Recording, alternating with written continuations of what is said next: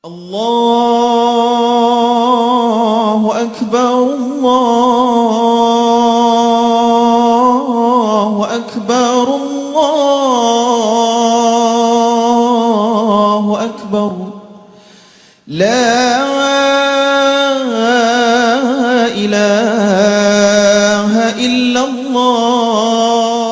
Assalamualaikum warahmatullahi wabarakatuh. Pemirsa Minang1.com, bersua kita kembali dalam suasana yang sangat berbahagia. Kita akan menikmati Hari Raya Idul Fitri 1 Syawal 1441 Hijriah.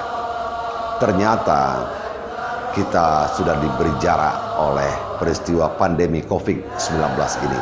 Namun demikian, kami dari Minang1 tetap mengingatkan agar kita tetap bersabar, selalu bisa menghadapi hari-hari berbahagia ini bersama keluarga. Jaga jarak, jangan lupa pakai masker, cuci tangan, dan tidak usah keluar rumah untuk hal-hal yang tidak penting.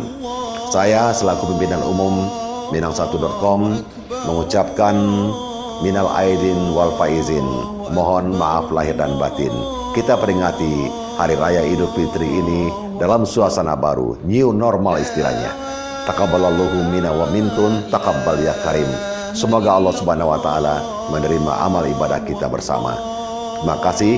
Wassalamualaikum warahmatullahi wabarakatuh. Allahu Akbar walillahil